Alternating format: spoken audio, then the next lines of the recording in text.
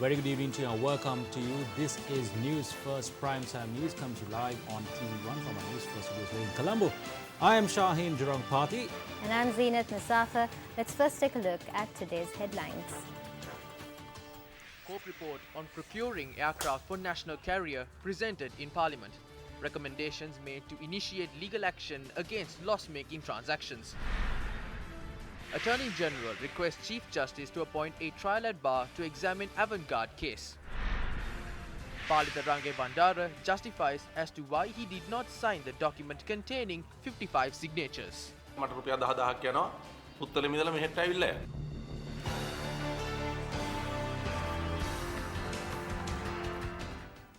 Well, now for a comprehensive look at those stories, the Committee on Public Enterprises, or COPE, revealed that Sri Lankan Airlines has incurred an operational loss of 116 billion rupees today. The total loss incurred by Sri Lankan Airlines from 2009 to 2019 sums up to 240 billion rupees. Now, the COPE report on procuring an aircraft was presented in Parliament today. Well, Jamal Ratnayaka will bring us more on this. Jamal? Now, Newsfirst made various revelations over a period of time about the malfeasances and ambiguous dealings and discrepancies which occurred at our national airline or Sri Lankan Airlines. And now reiterating that fact was the COPE report which was submitted for the third session of the 8th Parliament earlier today. And though that report reiterated the facts that Newsfirst has been revealing regarding these ambiguous dealings which have been happening or occurring at Sri Lankan Airlines. Now, if we list out some of these facts or irregularities rather, if you can recall, there was a debate a few months ago or in the past rather about the purchase and subsequent cancellation of a fleet of Airbus A350 aircrafts.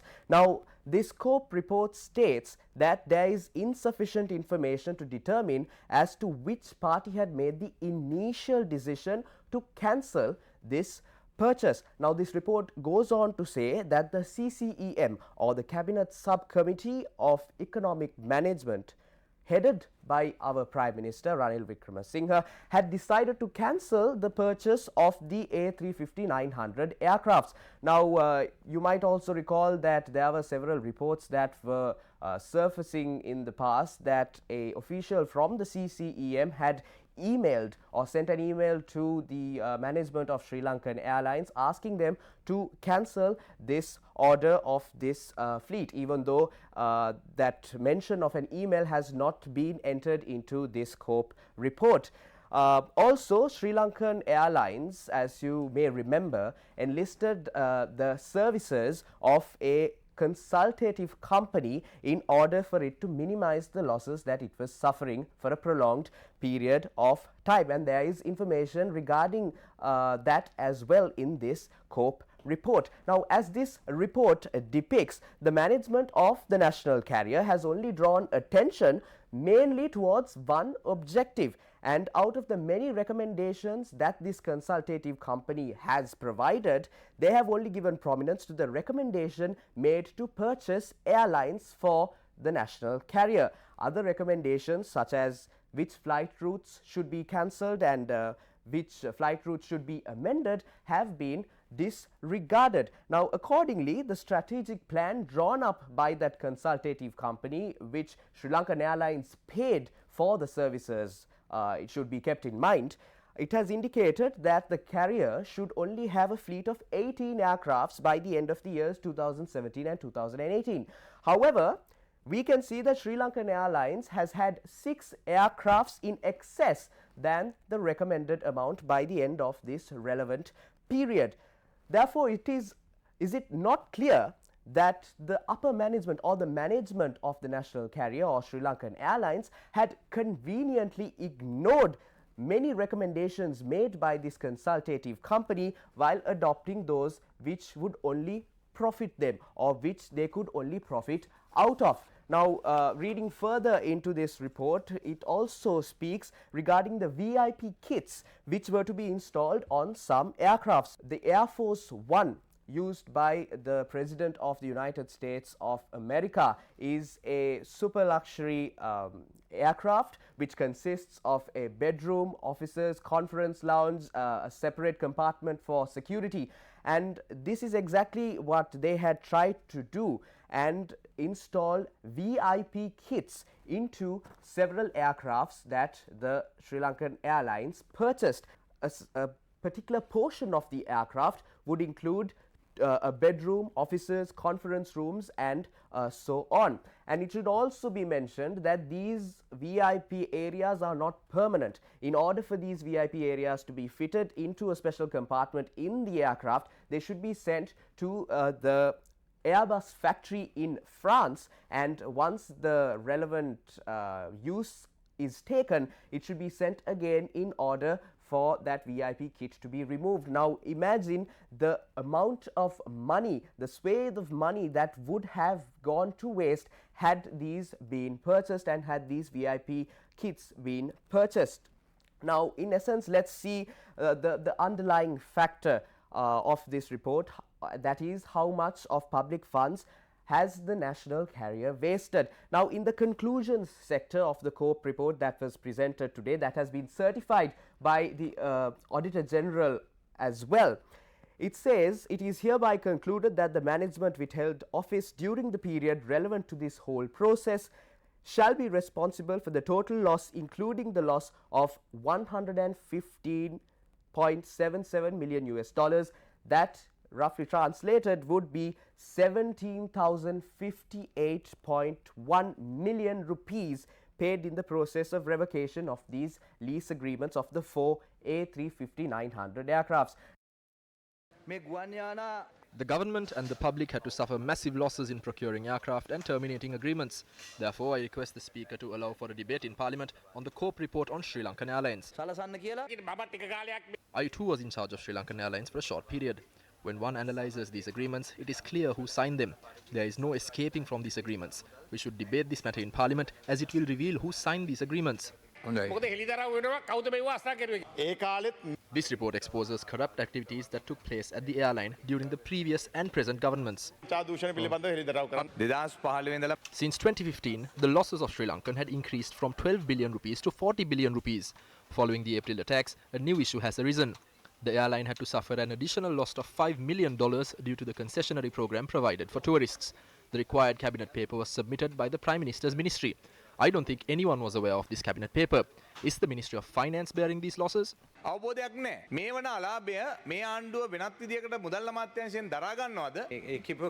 facts that you presented are accurate. I believe the respective ministries had made such decisions to solve the main issue. The airline will suffer a loss of $5 million. Either way, the government is compelled to bear this loss. This is the result of not having a proper business plan in place. Between 2015 and 2018, 247.1 million rupees was paid to a company named Nairas. The airline is facing a financial crisis of more than $1 billion. The government solution for this crisis is to privatize the airline and sell 49% of its shares. The government does not have any plans to sell Sri Lankan Airlines for 225 million rupees. We currently have two plans in place. We have an operational plan which will be implemented by the airline's executive board. I have not made any changes to the executive board so far. However, I will make these changes in the future. This will be done transparently. This will be discussed openly. This plan is not presented by the airline, it's presented by the Ministry of Finance on behalf of this government. We need the shareholders' plan at this point, not the plan of the management team. Well, yesterday, News First revealed a certain entertainment item which took place on board a Sri Lankan Airlines flight from Hyderabad to Colombo. Today, in a letter addressed to News First, Sri Lankan Airlines CEO Vipula Gunathilaka responded to our report.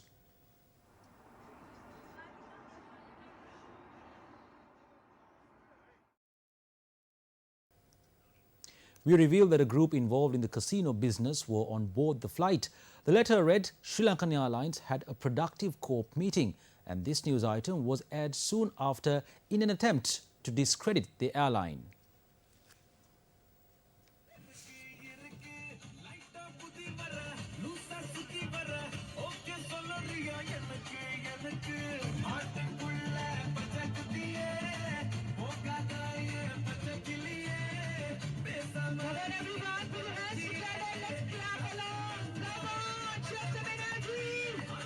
In the letter, Sri Lankan Airlines CEO said the flight in concern was carrying a special travel group from Hyderabad to Colombo. It is read, quote, "It is common norm that global airlines provide custom-made services for special travel groups based on their individual requirement for a premium fee, as in the case of the above group on UL 178. The CEO said that Sri Lankan facilitated in having the organizers' branding and desired travel experience for this group. He went on to note that the flight was operated following all standard operating and safety procedures, and normal operations were not compromised under any circumstance at any given time during the duration of the flight. He added that Sri Lankan Airlines was also not involved in the onboard activities. The CEO concluded saying any advertising that was carried out by the organizing party was published without the knowledge or prior approval from Sri Lankan Airlines, although the contents of the advertisement appear to have included the brand and brand elements of Sri Lankan Airlines. Newsfirst also addressed a letter to the CEO of Sri Lankan Airlines, Vipula Gunatilaka, in response to his clarifications. Dear Vipula, we are providing you the courtesy of airing the letter you have written to us, as you feel it has discredited the airline, and also to put across your point of view to our viewers and the public. You are correct in your assumption that our group, now 89 years old, has very close links with the airline and has always held in high esteem the national carrier, starting from Air Ceylon days to date.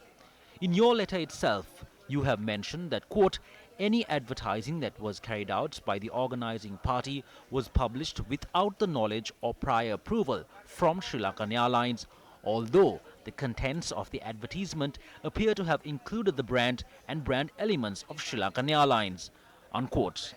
It is clear that the management, including you, did not have total control of this flight from Hyderabad to Colombo, where even the advertisements that appeared as well as what was displayed on board was not done in the best interest of the airline, or for that matter, the country.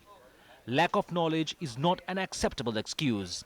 It would serve you well to remember that Sri Lankan Airlines is our national carrier and it carries the name of our nation. Again we quote, Sri Lankan Airlines had a productive COPE meeting, unquote. It is obvious that the discussions at the COPE has been clearly misunderstood by you or misinterpreted to you, as it is our contention that in fact the opposite is true, with perhaps the exception of your recovery plan, which we think is innovative. But on the other hand, the PPP team had surreptitiously planned to sell off a stake in our national carrier with absolutely no financial feasibility study to support it. And the chairman of the COPE committee quite rightly expressed his grave concerns and vetoed any such idea. Are you, for even a moment, expecting us to accept the fact that whatever the Sri Lankan Airlines management wishes to do to make money for the airline should be condoned with, even if it is degrading? The information that we aired came from both passengers and staff, because they felt so low and humiliated, as was seen by their body language and their demeanor. They were shocked at what was happening. We have more footage of this unfortunate misadventure and more information on those who funded it, which we are holding back purely as a courtesy to a potential presidential candidate. However, we request that disciplinary action be taken by all those you have copied your mail to, as well as the Minister and the Prime Minister. Vipula, you as CEO should make a clear decision as to whether your priority lies in promoting Sri Lankan Airlines or an independent casino. Knowing the Prime Minister as we do, he would never have permitted such a tamasha on the national carrier, profit apart. We stand by our report that the incident that took place was highly inappropriate for a national carrier. Lieutenant General Shavendra Silva assumed duties today as the 23rd Commander of the Sri Lanka Army. He assumed duties at the auspicious time of 9:52 a.m. The new Army commander was received at the Army headquarters with a guard of honor and a parade.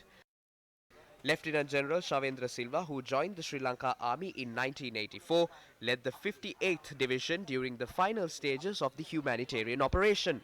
Subsequently, he took office as the Chief of Staff of the Sri Lanka Army prior to being appointed the Commander of the Army. Well, here's a look at the illustrious career of former Commander of the Sri Lanka Army, General Mahesh Senanayake.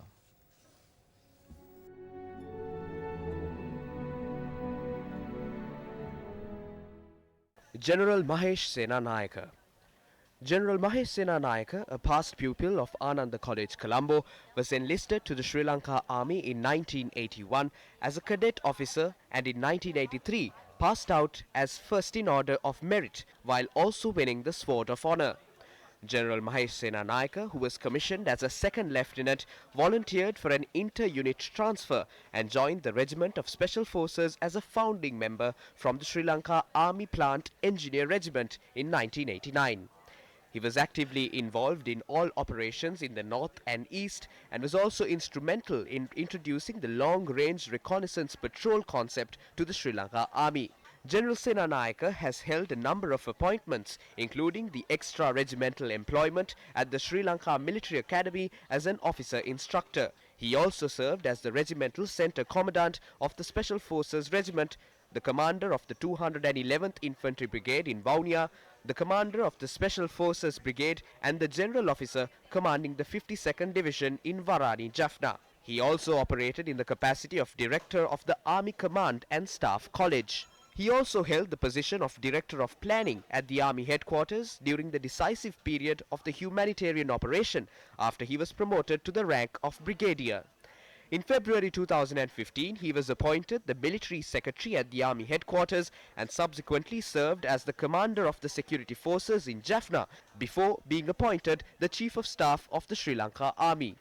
On the 4th of July 2017, he was appointed the 22nd Commander of the Sri Lanka Army. General Mahesh Senanayake is a graduate of the prestigious United States Army Command and General Staff College and also holds a Bachelor of Science degree in Civil Engineering from the Jawaharlal Nehru University of India. In recognition of his gallantry and bravery in the face of the enemy during the operations, General Senanayake has been awarded medals such as the Rana Vikrama, Rana Sura, Vishishta Seva Vibhushana and Uttama Seva Medal for his unblemished services in the army. Following the end of the 30-year civil war, he led the Sri Lanka Army in the face of international pressure and contributed towards the upliftment of civilian life in the north and east. General Mahesh Senanayake, who guided the Sri Lanka Army to ensure national security following the April 21st attacks, has always been committed to safeguarding unity and harmony among communities.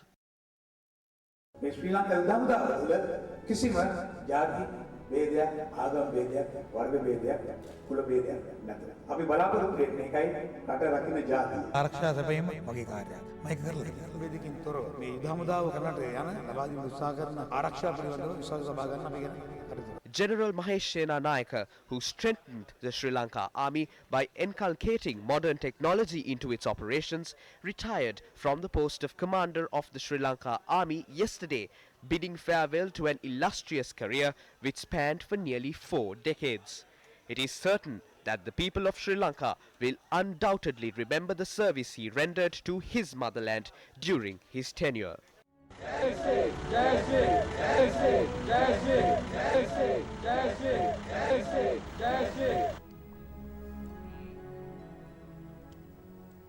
Attorney General Dappula de Oliveira requested the Chief Justice to appoint 3 judges of the High Court to constitute a High Court trial at bar for the High Seas arms trafficking case of MV Avantgarde involving Nisanka Senadipati and 12 others in respect of 7,573 charges.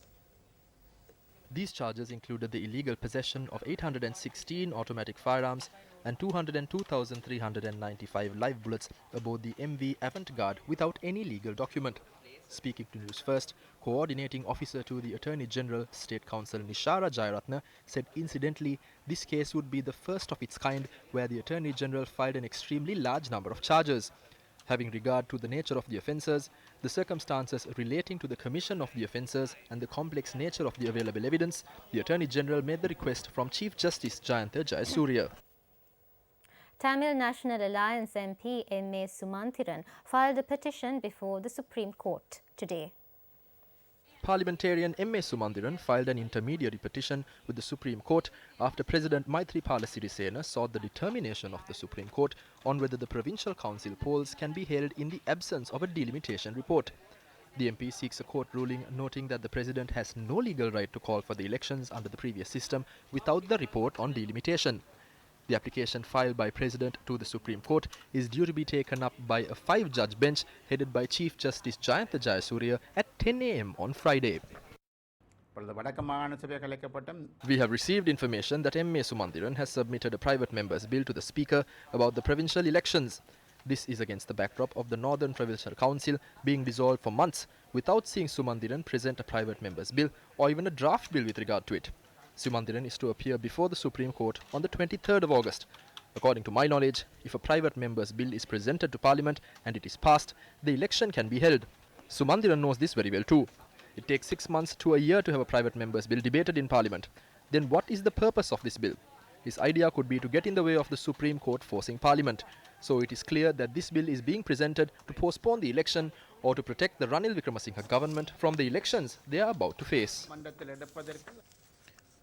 MP Palitha Rangibandara expressed views regarding a letter signed by 55 MPs to have the Working Committee and the Parliamentary Group of the United National Party to meet and decide on the presidential candidate within 7 days.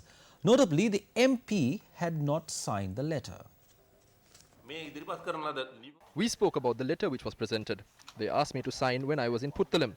It cost me 10,000 rupees to come here from Puttalam and to return. It will cost at least 8,000 rupees in fuel and at least 2,000 rupees for me and my security to have some food. Why should I spend 10,000 rupees to sign a paper to call for the Working Committee and the Parliamentary Group to be convened? It says nowhere in the party constitution that a letter to be presented to the party leader should be signed by a certain number of MPs. Even if one person signs it or if no one signs it, it's fine. Ministers and parliamentarians from the United National Party met in Colombo last evening. The meeting of the UNP saw the participation of its deputy leaders Minister Sajid Premadasa, Party Chairman Kabir Hashim, as well as Ministers Mangala Samaravira and Malik Samaravikrama.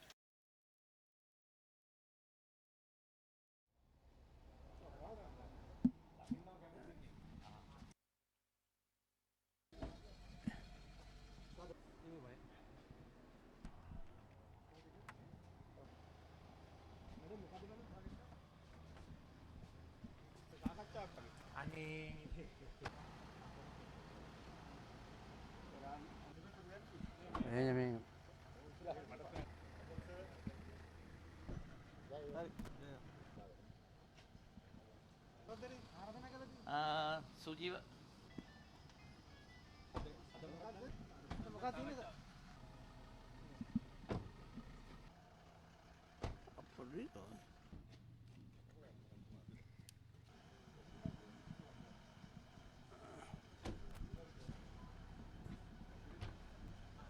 Following the meeting, the following comments were made to the media. මගේ කිසි කලබලයක් නැහැ. බොහොම සංසුම් මනසකින් මම දැන් අද දින අගමැතිතුමා දැනුවත් ඔබතුමාලා මෙහෙම හමු වෙනවා කියලා. එහෙම හමු වෙන්න කවුරුත් දැනුවත් කරන්න නම් අවශ්‍යතාවයක් නැහැ. මේක මේ රාත්‍රී භෝජන සංග්‍රහයට. දැන් එක්සත් ජාතික පක්ෂයේ දැන් ජනාධිපති අපේක්ෂකයා තීරීම සම්බන්ධයෙන් අවසන් එකගතාවයකට දැන් ඉදිරි සතිය ඇතුළත එනවයි කියලා දැනුවත් කරා. ඔව් ඒ තීන්දුව తీරන ගන්න. සුබ හෝරාවෙන් සුබ කලාවට එහෙම කලබලයක් වෙන්න ඕනේ නැහැ.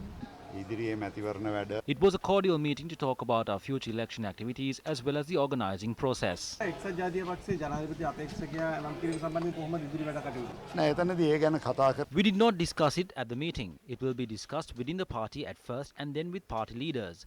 Thereafter, we will decide on a date to form the alliance and sign the agreement. Our objective is to introduce our candidate to the country on that day. එදිනයට අපි බලාපොරොත්තු වෙන බොහෝ විට එදාටම අපි අපේක්ෂකයාව රටට හඳුන්වා දෙන්න. අපි ප්‍රජාතන්ත්‍රවාදී පක්ෂයක් We will reach a decision soon following discussions as a democratic party and with the consent of all. The atmosphere at present favors the formation of an alliance. සන්ධානය සම්බන්ධයෙන් බොහෝම හොඳ තත්ත්වයක් ඇති වෙලා තියෙනවා. සාකච්ඡාව අගමැතිතුමා දැනුවත්ද? අගමැතිතුමාගෙන් අහන්න දෙයක් ඕ මෙතන ඉල කැමරියක් ගන්න මේ එක්සත් ජාතික පෙරමුණට ඕන විදියට තමයි මේකේ නායකත්වය තෝරන්න ඕන කියලානේ මේ කියන්නේ. එහෙම කියනවා. It is said so. Though it is called the United National Front, they were elected from the votes cast by UNP supporters. When Fonseca was made common candidate, nothing came from his political party. He was elected from the votes cast by the UNP voters. ඒක වුණාම පොසේක පක්ෂ බහුලක් ආවේ නෑනේ UNP ගන්න ඡන්ද දීලා මෙතන ගෙනාවේ. අපි අගමැතිතුමාට ඉදිරිපත් කරා. We have put forward a document to the Prime Minister and we believe the matter will be discussed soon. The issue will be resolved internally. අගමැතිතුමාත් එක්ක ඉස්සරහට සාකච්ඡා කරලා මේ ප්‍රශ්නේ එක්සත් ජාතික පක්ෂය ඇතුළේ විසඳ ගන්න. විශාල පිපාසයක් තියෙන එක්සත් ජාතික පක්ෂ. We in the UNP have the urge to win and we are requesting the Prime Minister to support it. We hope the Prime Minister would respond positively to this request. අපි ඉල්ලීමින් බලාපොරොත්තු වෙනවා ඉදිරි දින කිහිපය තුළ ඒ සම්බන්ධයෙන් ධනාත්මක උත්තරයක් අගමැතිතුමාගෙන් ලැබෙයි.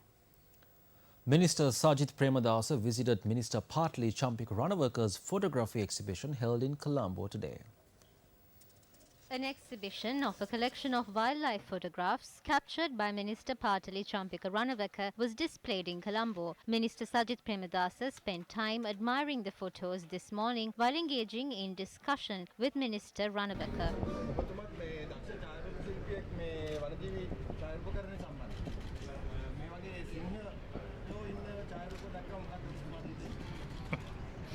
ඇත්ත වශයෙන්ම මං හිතනවා දැන් මටත් වැඩිය I actually think Minister Ranawaka is even better than me. I believe he too is a fan of wildlife. I believe a person who is more committed to wildlife photography whilst admiring its beauty is a greater human being.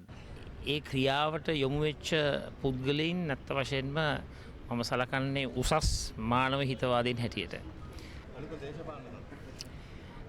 අලුත්ම දේශපාලන තත්ත්වය තමයි අපි දෙගොල්ලම සිංහ ලීලාවෙන් ඉදිරියට යනවා.